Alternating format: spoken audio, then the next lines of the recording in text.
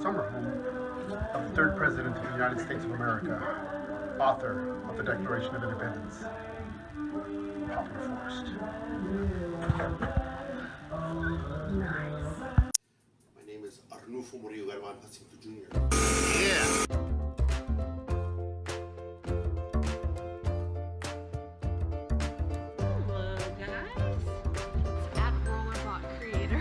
Yeah.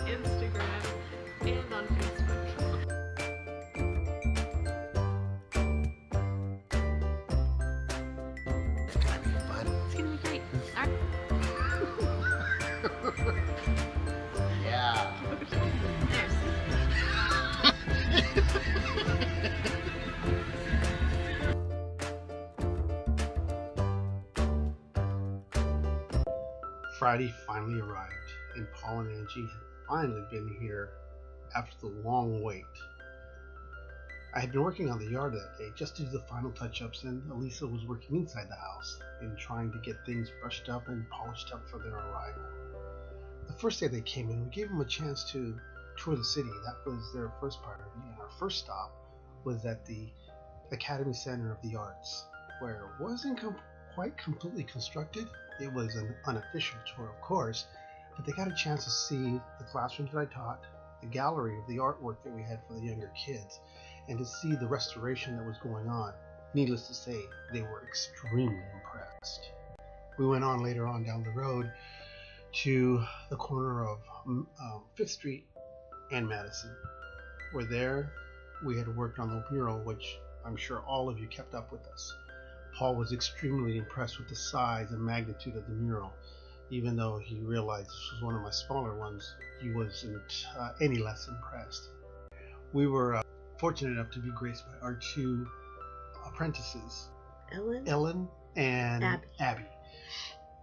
They were there, and just later on down the road, we moved off to Randolph College, where we stopped off for lunch.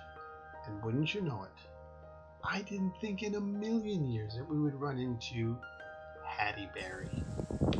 How goes it? So, over there, which I won't turn and look, are Paul and Angie. Really, they are here. Oh, baby. Did you hear his voice? Seriously. And you can hear his wife giggling. So we're at Randolph College, once known as Randolph-Macon College, but they got rid of the Macon, so now it's just for men and women. That doesn't make any sense, but I thought I'd throw that in there. Sounds good, huh? That's why I edit. So anyway, guess who's coming? Guess who's coming? Once we left for lunch, we finally stopped off at where we just were dying to take Paul and Angie, Poplar Forest. As we all know, is Jefferson's home. There they were having a folk festival and timed it perfectly.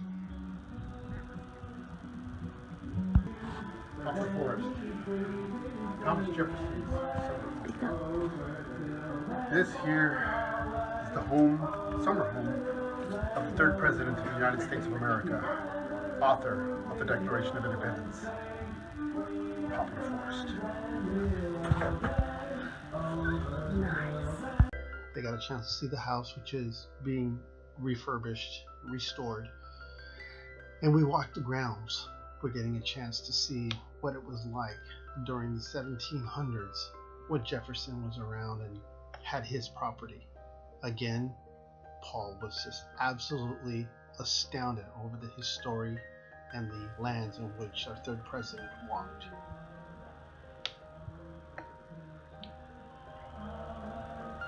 After a few pictures with each other and getting a chance to walk the grounds, we then went home and I made my specialty tacos.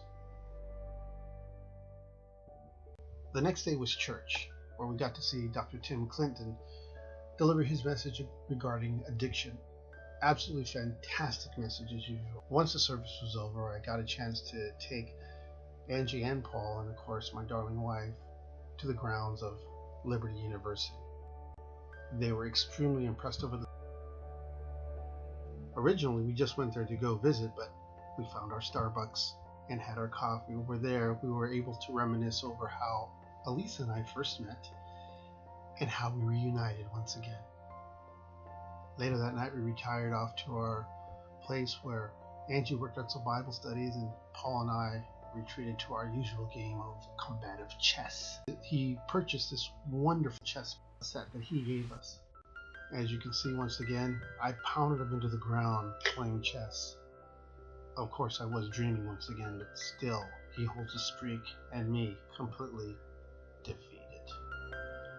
He's a chess master. How else can you go up against somebody like this?